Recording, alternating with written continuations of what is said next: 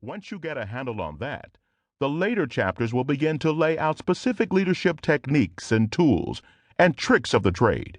With some idea of the big picture, you can then see how all these techniques and tools fit together to give you what you need to lead. There is an easy way to understand the big picture. 3 words. If you'll listen out across this big army of ours, and if you'll listen at small unit level, you'll hear leaders using 3 words that were seldom heard just a few years ago: task, conditions, and standards. These are not just training words, they are also leadership words, put together the right way. They describe very clearly what's expected of you as a leader. Task. The whole purpose of leadership is simply to accomplish a task. That may sound too simple, but that's what a leader is expected to do.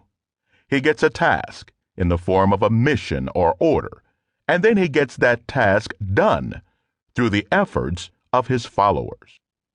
Political leaders, community leaders, and even scout leaders are all like you, to some extent.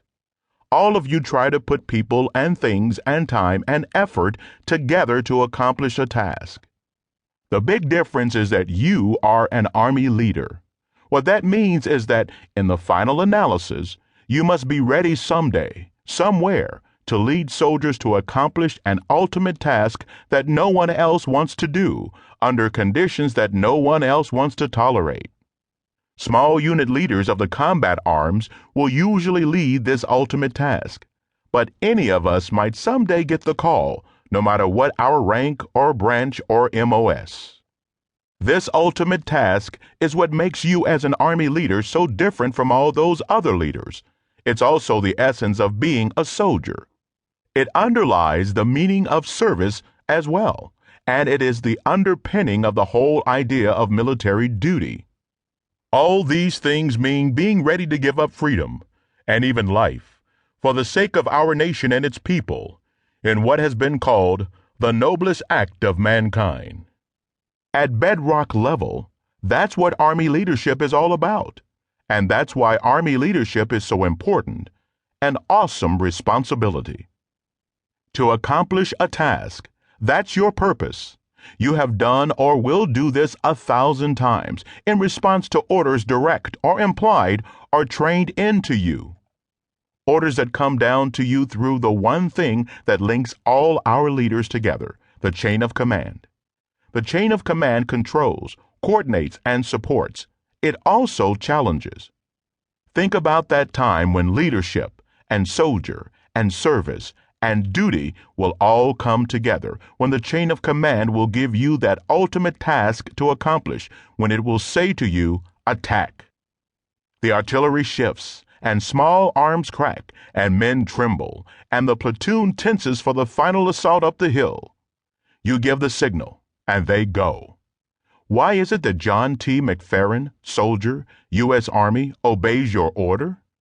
Leadership or followership? Neither. It's both. Listen. John T. McFerrin assaults up into this kill or die situation because A. His buddies are counting on him to do his job. B. He thinks his buddies will call him a coward if he doesn't attack. C. He has learned that his leader knows the right thing to do. D. He wants to please his leader. E. He believes he will be court-martialed if he doesn't attack. F. He thinks he will be left alone if he doesn't attack. G. He believes that following orders is the right thing to do. H. He believes he will be rewarded for attacking. I. He believes that attacking is less dangerous than not attacking. J. He believes he will feel guilty if he doesn't attack. K. He wants to prove his manhood, his courage, his competence, or his worth as a soldier. L. He hates the enemy. M. He enjoys the excitement and thrill of combat. N. Following orders has become automatic, a habit. McFerrin assaults for any or all or some combination of the above reasons, or for some other reasons not listed.